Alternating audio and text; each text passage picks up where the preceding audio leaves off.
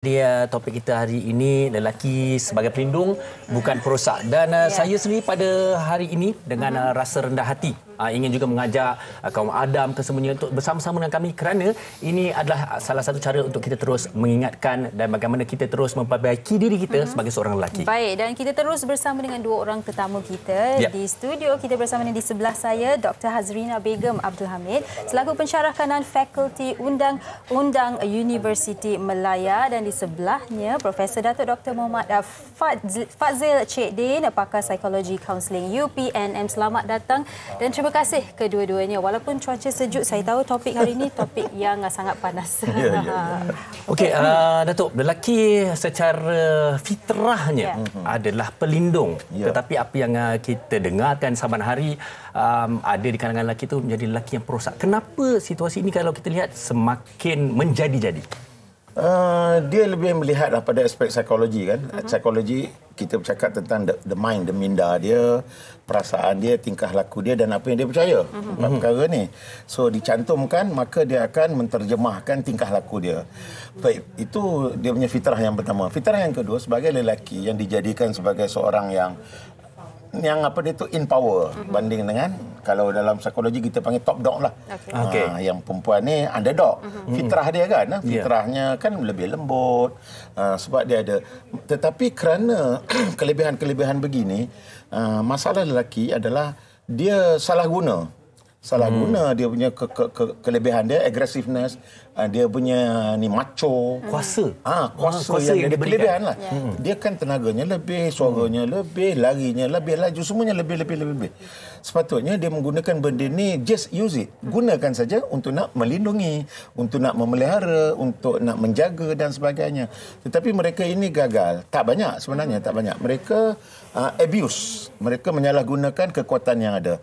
Bukan setakat abuse, kadang-kadang manipulate kekuatan-kekuatan yang ada. Bukan setakat itu, dia overuse benda-benda ni semua kan. Sepatutnya dia macam kasut nikil lah, just use it lah, just do it lah. You ada kekuatan, guna je lah. Ada. Ini isunya lah. Itu satu perspektif lah. Lagi satu lagi perspektif kita lihat apabila kita pergi meneruskan dengan lebih lanjut lagi adalah kadang-kadang kealpaan kita sendiri. Sebab di dalam apa-apa saja, especially lah di dalam hubungan, when we talk about hubungan, dia melibatkan orang yang lain. Dan bila hubungan tu dia ada sesuatu kita namakan sebagai expectation. Apabila seorang tu suami berkahwin dengan seorang perempuan isteri, akan ada expectation. Yang lelaki akan expect kepada perempuan dan perempuan ada expect kepada lelaki. Di sini lagi satu ni, the game of the expectation. Okey, baik. Itu dua aspek yang doktor dah kongsikan. Kalau kita lihat teori keperluan Maslow, mungkin dah berubah, ada keperluan lain. Tapi kalau kita lihat asasnya, fisiologi, safety, keselamatan amat-amat penting. Dan mungkin doktor boleh kongsikan juga sebagai seorang kriminologis kan, apa yang sebenarnya menyebabkan lelaki yang mungkin kita tahu kalau lelaki yang berfikir secara rasional atau manusia yang fikir secara rasional tahu apa yang salah, apa yang tidak betul. Dan kalau dah tak rasional yang menyebabkan situasi sebegini, apa yang menyebabkannya, doktor? Okey, terima kasih atas soalan. Berbalik kepada expectation. Bila ada expectation, there will be pressure. Pressure. Dan apa yang boleh menyebabkan seorang bertindak tidak rasional seperti yang dikatakan tadi, kadang ni dia mungkin berbagai faktor. Antaranya mungkin terdedah banyak kepada material yang lucah, pornografi terlampau banyak. Ada kalanya it's peer, bersama kawan-kawan. Ada kalanya dia ada fascination, dia sendiri buat hayalan. Sebab sekarang ni material di internet banyak. Betul. Okey. So tetapi kebanyakan orang boleh kawal diri sendiri. Okey, walaupun kita terdedah, kita boleh kawal, tapi ada kalanya orang tu dia tak nak kawal diri sendiri, dia ambil dia act on it. Dia cuba, maka itu terjadilah. Dan mungkin dia akan bagi alasan-alasan untuk justify tindakan dia. Kalau kita tanya, banyak kalau kes-kes mangsa, said that orang kata, saya sayang you sebab tu saya buat begini. Jangan cerita kat siapa-siapa, kalau tidak apa-apa jadi polis tangkap, mak tak ada bantuan, the ugutan dan sebagainya. So itu perkara yang menyebabkan Antara sebab lah yang Okey, menyebabkan. seperti mana yang Prof katakan tadi, manipulasi itu ada kan. Baik, dan sebelum kita nak teruskan perbincangan kita, Fahrina, Doktor dan juga Prof, apa kata kita saksikan ataupun dengarkan juga pengakuan oleh seorang individu ini yang sangat menyedihkan, kalau kita boleh dengarkan dahulu. Kisah dari penjara.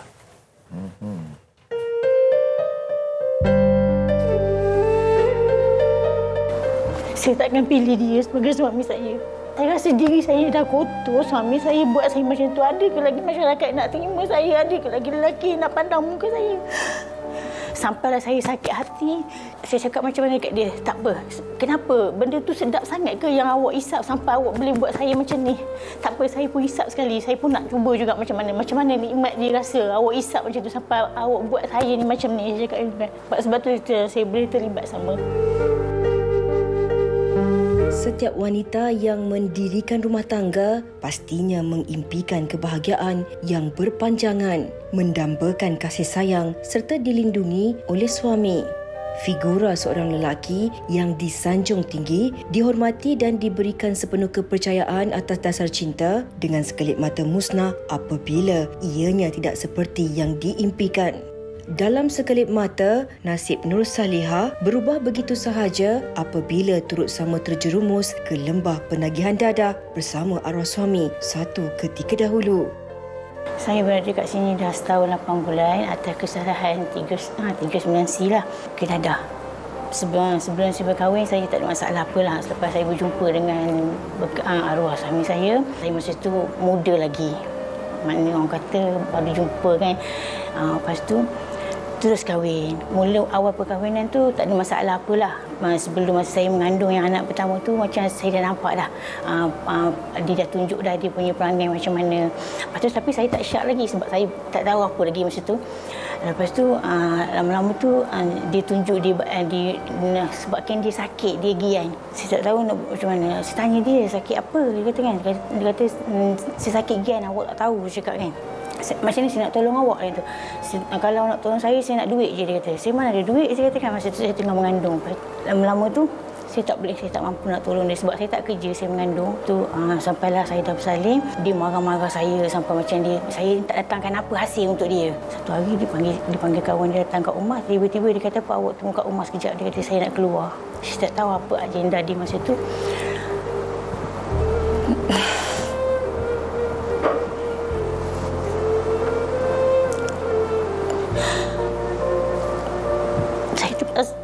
Saya dipaksa layan nak suruh kawan dia kerana untuk dia isap barang free lah. Macam tu. Jadi benda tu jadi kekak kali.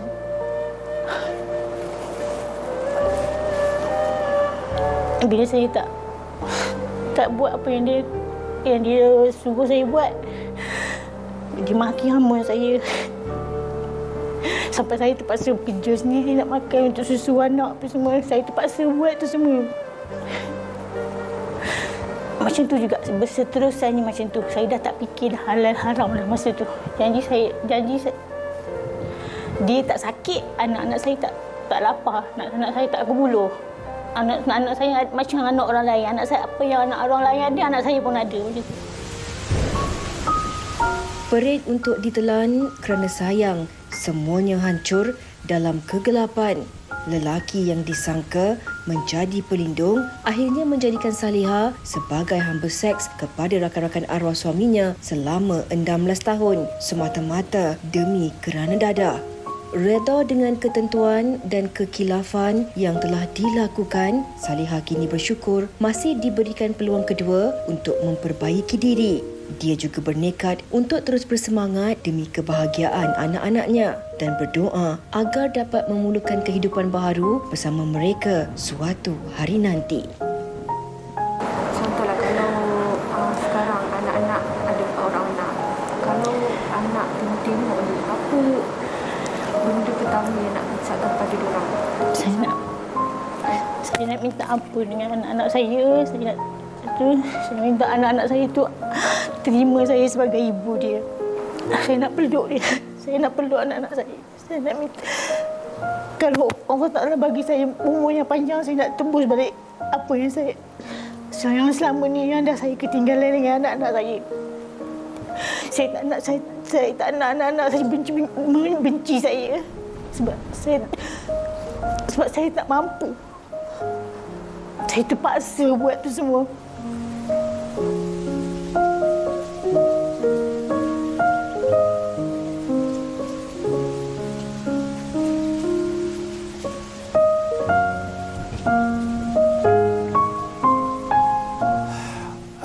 Wahai kaum Adam, ketahuilah bahawa Hawa itu tercipta dari rusuk kiri seorang lelaki. Dan berdasarkan apa juga yang terjadi tadi, saya sebagai seorang lelaki rasa sangat serba salah dan kita seharusnya melindungi seorang wanita. Dan kalau kita lihat mata mandang berat lagi bahu memikul. 16 tahun dilacurkan oleh orang yang sangat dipercayai, orang disayangi iaitu suami sendiri, untuk bukan saja untuk dirinya tetapi juga untuk keluarga. Saya terpaksa, saya tak boleh nak buat apa, Sugi. Itu yang dikatakannya. Kalau kita lihat apa yang kita baru dengarkan, Prof dan juga Doktor, dalam mana-mana perhubungan, saya rasa kasih sayang dan rasa hormat itu amat penting. Dan kalau kita dengarkan tadi, rasa hormat tu macam dah tak ada dah, seolah-olah tidak ada dalam perhubungan itu. 16 tahun wanita itu dijadikan hamba seks.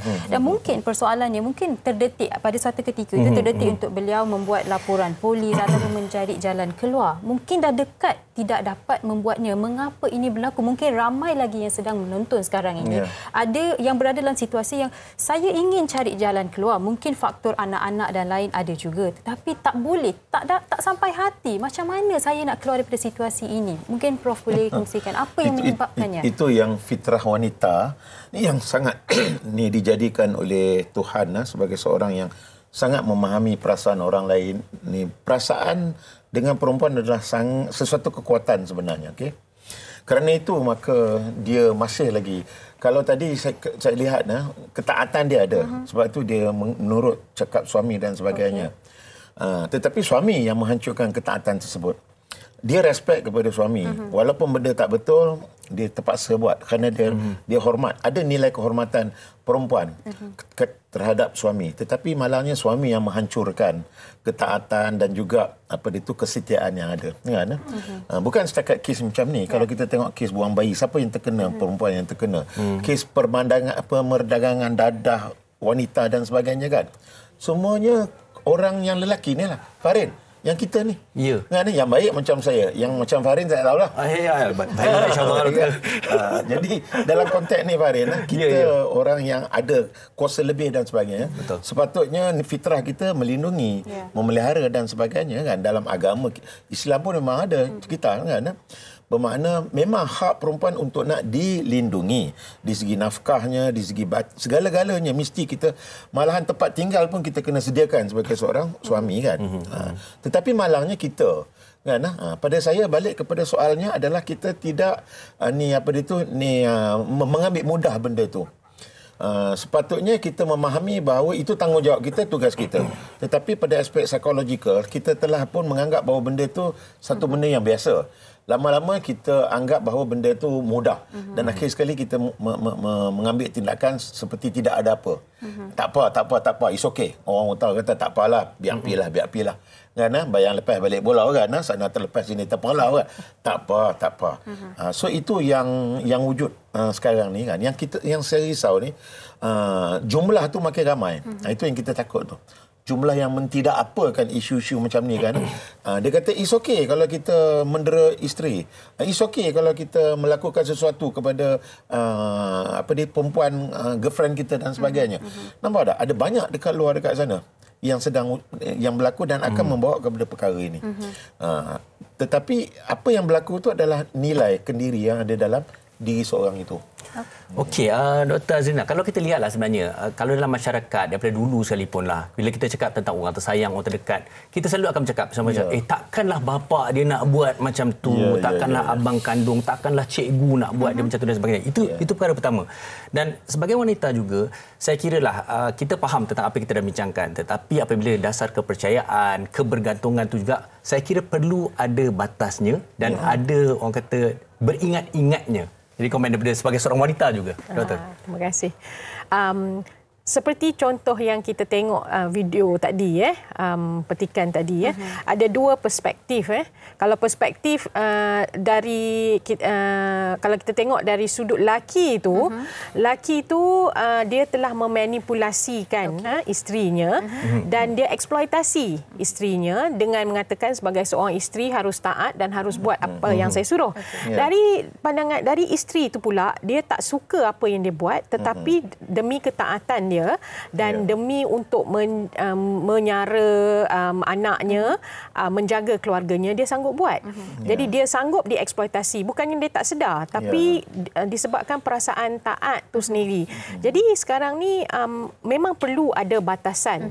Sebab kita tak boleh kalau kata lelaki dari sudut fizik dia agresif, dia sebagai selalu mempunyai ciri-ciri yang lebih dari sudut banyak sudut lah, fizikal, kekuatan, potensi dan sebagainya, peluang pun sebagainya. Jangan jadi bully. Pertama, jangan bully. Dan jangan gunakan kekuatan tu, salah gunakan kekuatan tu untuk menindas. Menindas wanita. Sebab kita mempunyai adat, hanya kerana kita mempunyai adat untuk taat dan aku. Jadi, sekarang ni kita harus tahu batasan. Dan batasan ni sebenarnya harus dipupuk daripada kecil. Jadi, bila kita benarkan seseorang itu, bagi dia satu rasa yang megah, grandiosity, yang awak lelaki awak boleh buat sesuka hati. Jadi kadang tu dia get away with it, mungkin sebab dia lelaki asuhan tu. Jadi kadang-kadang sukar untuk dia nak kawal diri dia. Dan dia akan tindas orang bawah dia. Jadi bila kita pupuk benda tu daripada kecil, batasan tu insya-Allah lah akan ada.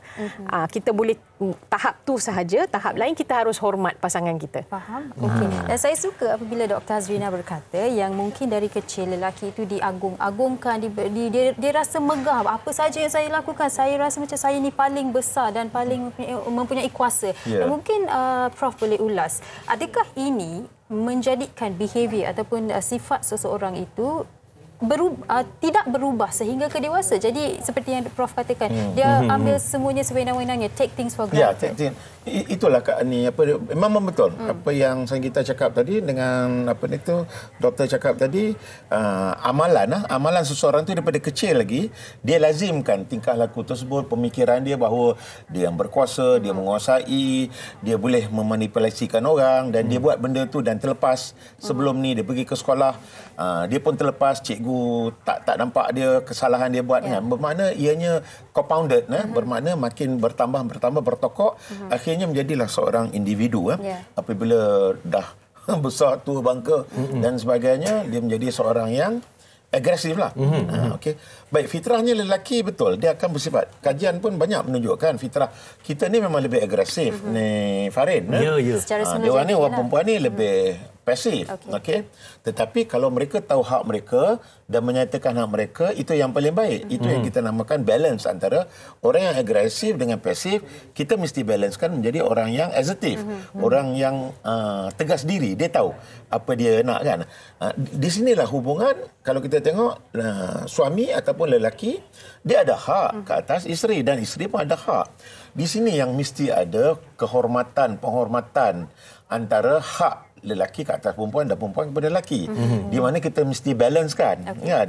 Cuma masalah dia apabila fitrah perempuan macam tadi kita tengok dalam klip video, dia fitrah dia memang seorang pasif, kemudian didesak mewujudkan pemikirannya seperti pasif, dan macam doktor kata tadi, dia pun terperangkap. Dia bukannya dia tahu benda ni salah dan sebagainya, tetapi demi kelangsungan anak terpaksa dia buat, bermakna dia terperangkap di dalam kepasifan dia tu. Ini yang membuat dia duduk dalam keadaan yang macam tu. Dan yang si agresif ni, yang sang puaka ni, sang perosak jadi sang putak ni menjadi lebih perosak dan sebagainya. Jadi dia makin bermaharajalela lah. Dia jadi macam megak komeng lah dekat rumah dia, kan. Segala-galanya dia nak menguasai, kan. Jadi tingkah laku agresif yang sangat besar dan pasif yang kecil ini menguasai. Di sinilah ni kalau kita nak nak memperbaiki, yang lelaki janganlah agresif sangat. Macam saya lah. Kadang saya boleh agresif tetapi tak guna saya agresif. Malu dekat orang. Asyik-asyik dengar kata saya ni perosak perempuan kan. Kan malu tu Farin kan. Tiba-tiba Farin yang handsome macam ni. Kau tahu tak? Farin ni yang handsome macam ni. Kau tahu tak dekat rumah dia ni. Allah. Tak, itu betul. Saya pecinta wanita. Datuk. Bagus. Sama. Kita sama. Tapi Datuk, ini cukup menarik. Kalau kita lihat sebenarnya agresif. Kadang lelaki ini kita kata ada egonya, ada maruahnya dan kemudian kadang-kadang juga kita selalu dengar, saya suami, awak jangan nak melawan. Saya suami, saya betul. Awak kena ikut cakap saya. Tetapi kadang-kadang itulah juga yang terus disalahguna bila lelaki tu rasa dia besar kan. Tetapi perempuan terlupa akan hak mereka. Dan di sini juga hak mengenai satu perkara iaitu hak mereka itu apa dan kemudian bagaimana mereka ingin keluar, kerana ini satu lagi ayatnya, kebergantungan. Mereka tahu mereka ada hak tetapi kalau mereka dah buat sesuatu, ambil tindakan, mereka dah tak dapat nak bergantung kepada sesiapa. Jadi bagaimana untuk mencari mempertegakkan hak tu dan juga mencari kekuatan. Memang bagus soalan dan kupasan mengenai apa tindakan perempuan untuk menyelamatkan dirilah. Jadi satu benda kita kena ingat, tak semua orang bila ada masalah lari kat polis. Betul juga. Sebab kadang-kadang kalau orang yang biasa dengan pihak berkuasa, dia tak ada masalah. Sikit-sikit dia cakap kat polis. Tapi bukan semua orang macam tu. Polis tu adalah last resort. Dia tak nak ada sebarang ni. Tambah-tambah kalau perkara tu berkait dengan keluarga dia. Sebab membuka aib, malu, maruah sebagainya. Dan tak masuk gitu isu kebergantungan yang macam Farin kata tadi. Jadi sekurang-kurangnya cakap dengan kena maklumkan kepada seseorang, kepada sama ada kawan, ahli keluarga sendiri, jiran, majikan ke, sekolah ke. Sebab kadang-kadang wanita ni kalau selagi mana dia boleh tahan, dia akan tahan. Dan kadang-kadang bila dah tak tahan tu yang dia akan ambil tindakan. Tetapi kadang-kadang dia juga akan terus tahan dan tahan. Tapi orang sekeliling dia dah nampak. Jadi mungkin dia tak akan buat laporan dan orang sekelilingnya tahu dan orang sekelilingnya akan buat laporan. Jadi katalah si mangsa ni tak nak buat laporan. Dari sudut tu dia dah terlepas. Maksud dia bukan salah dia, orang lain buat laporan. Sebab terlampau mungkin nampaklah dari sudut fizikal ke, nampak dari sudut dia depression ke, at least ada bantuan lah dari sudut tu. Jadi itu yang saya sarankan lah, kalau tak nak pergi polis, tell somebody, maklumkan kepada seorang. Dan dalam situasi begini yang boleh dikatakan kita harus jaga tepi kain orang. Peranan masyarakat. Betul. Doktor, kalau boleh saya tanya juga, sebagai orang ketiga yang melihat situasi ini, pastinya saya geram bila lihat mungkin anak saudara ke kakak ke sesiapa juga kan. Tapi saya dah nak bagi dia, dah berikan dia dorongan lah, boleh dikatakan dah bagi dorongan pergi buat laporan polis ataupun pergi ambil cara paling mudah untuk keluar. Tapi bagi individu itu pastinya ada sesuatu yang membuatkannya sangat-sangat susah. Apakah itu, doktor, sebenarnya answer kepada jawapan kepada tu adalah sebenarnya misteri, masih misteri. Memang kita ada pelbagai sebab lah yang kita boleh bagi. Saya rasa macam Prof pun dia pernah terima orang-orang yang begini, dah maklum kat semua, dah ajar, dah bagi bantuan, tapi at the end dia tarik balik report. Saya pun macam tu juga, ada pernah macam-macam orang kita berbuih lah, kita nasihatkan dia. Lepas dia dah cool tu, dia tarik balik. Jadi sekarang ni dia ada dua perkara. Satu, katalah kita dengar orang sebelah macam jaga tepi kain orang, tapi orang tak nak buat apa-apa.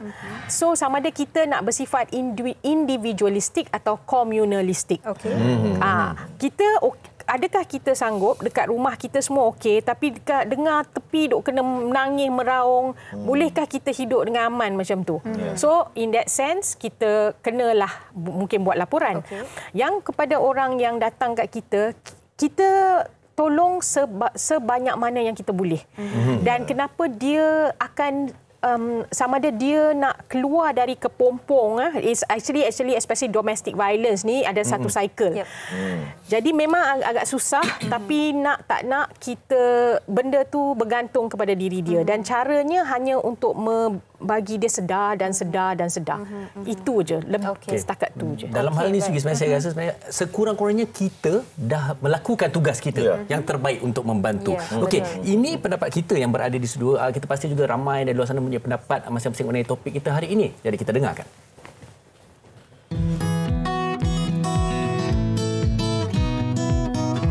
Sebagai seorang lelaki, suami, itu memang tanggungjawab dia untuk melindungi dan menjaga isteri dan anak-anak. Macam ada kes-kes yang kita dengar sekarang, suami jual isteri, mempergunakan isteri untuk mendapatkan wang. Itu memang tak patutlah saya rasa.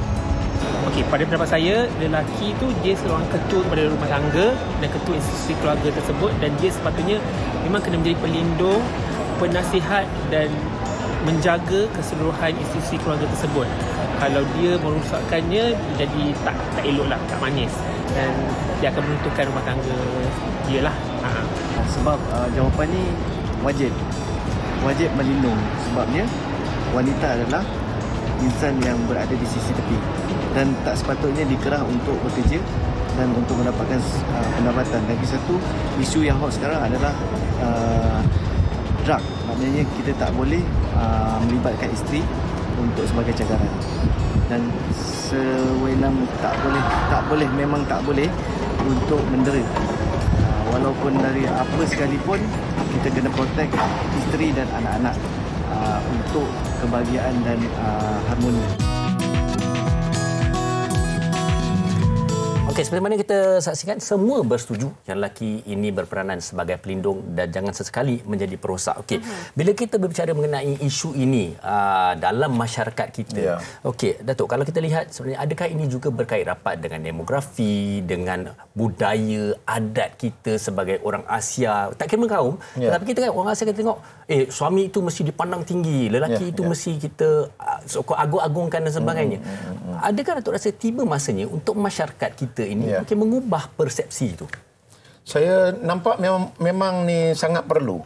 Kerana masyarakat kita memang masyarakat yang terkelompok di dalam nilai-nilai, bukanlah lama atau nilai-nilai asas lah. Kan kita ada apa itu, walaupun tak kira lah apa ni Melayu, Cina, India dan sebagainya, kita masih lagi ke arah tradisional. Okey, dan kita kena ingat bahawa orang yang ni atuk-atuk kita yang masih hidup lagi adalah golongan tradisional.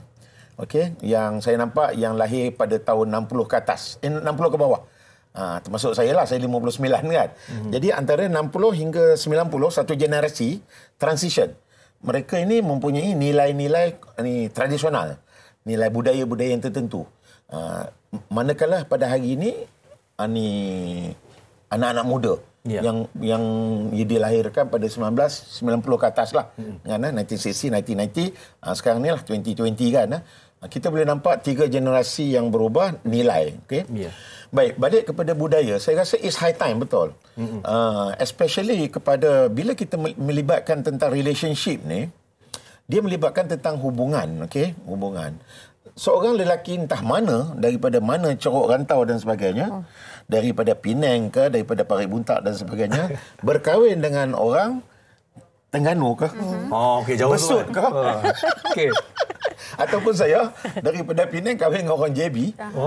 Siapa saya, lelaki Penang ni, kahwin dengan orang JB, menyalahgunakan orang JB.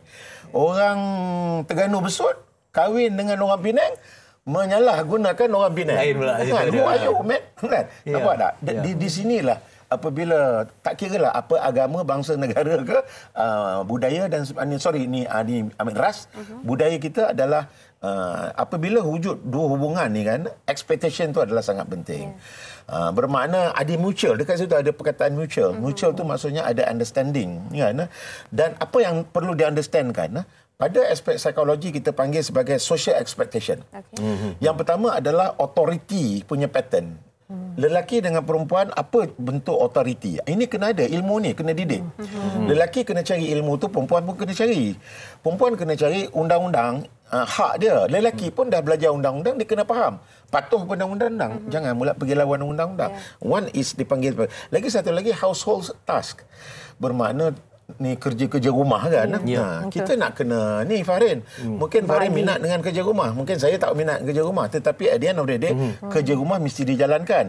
Jangan bagi perempuan je buat. Yang lain-lain termasuklah seperti childcare. It's a teamwork. It's a teamwork sebenarnya. Hari ni kan. Semua orang anak-anak. Dan personal karakteristik. Personal kan.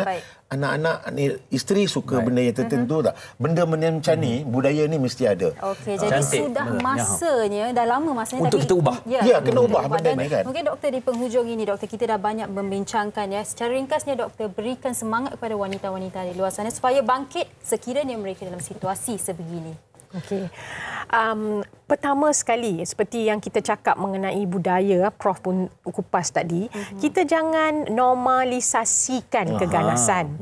Itulah sebenarnya punca di mana keganasan ni perpetuate. That means kelangsungan keganasan ni abad demi abad sebab kita dimomokkan dengan ni dakyah palsu yang sebagai wanita kita harus tahan kesakitan. Ada juga pernah wanita tu cakap dengan saya yang kalau suami dia tak pukul dia, suami dia tak sayang dia. Kenapa dia tak pukul saya? Mungkin dia ada wanita lain. Sebab dia dah jadi kita kena faham dari situasi dia, dia dah normalisasikan benda tu. Dan ada juga lelaki yang cakap dengan saya, kalau saya tampar saya tu macam madu untuk perempuan tu. Jadi kita kena faham dan asingkan keganasan tu bukannya kasih sayang. Keganasan tu is keganasan. Dia bukan kasih sayang. Kalau seorang yang sayang you tidak akan mengasari you baik dari segi fizikal, seksual, keuangan, mental, psychological. Jadi maka itu kita wanita-wanita di luar sana tolong bangkit faham kalau ada perkara tu berlaku kekasaran terhadap diri sendiri, itu bukannya kasih sayang. Okey. Baik, jadi itu tadi kupasan menyeluruh daripada tamu-tamu kita. Sekali lagi terima kasih Profesor Datuk Dr. Muhammad Fazil Cik Din dan juga Dr. Hazrina Begum Abdul Hamid kerana bersama kita pada hari ini. Jadi Sugi, wanita perlu bangkit, Sugi. Sudah lama bangkit dan akan terus bangkit.